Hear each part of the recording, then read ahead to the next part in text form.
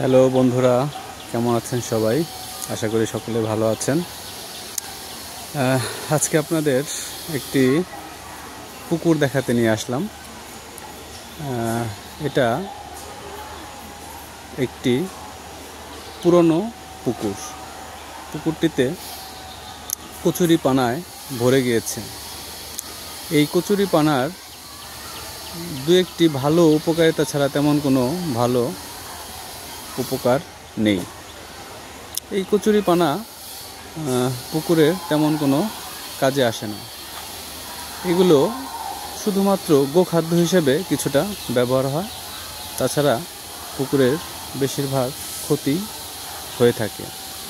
কচুরিপানা পচে পুকুর এক ধরনের রাসায়নিক বিক্রিয়া তৈরি করে, যে বিক্রিয়ার ফলে পুকুরের পানিতে গ্যাসের তৈরি হয়।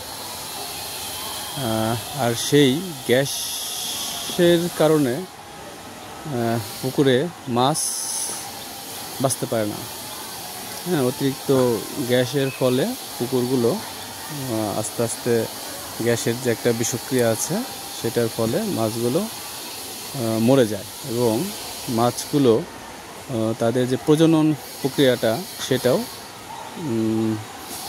সঠিকভাবে সম্পন্ন করতে পারে না। আপনারা যারা পুকুর পরিচর্যা করে থাকেন বা মাছ পালনের চিন্তা ভাবনা করছেন, আপনার বাড়ির আশেপাশে যদি এরকম সুন্দর পুকুর থাকে, অবশ্যই পুকুরটি পরিচর্যা করবেন। সবসময় কচুরিপানা মুক্ত রাখবেন। পানাগুলো সরিয়ে রাখলে আপনার পুকুর মাছ চাষ করতে পারবেন এবং পুকুরটা আপনার ভালো থাকবে। পুকুরে মাছ চাষের আগে অবশ্যই পুকুরের পানা এবং চারিপাশে যদি নোংরা আবর্জনা থাকে সেগুলো পরিষ্কার পরিচ্ছন্ন করে নেবেন।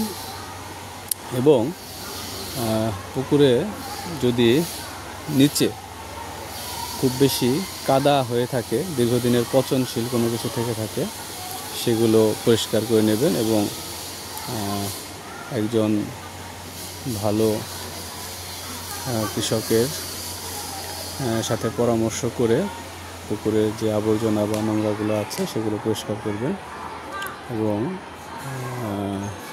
যে রাসায়নিক প্রক্রিয়া যে মেডিসিন দেওয়া যায় সেগুলো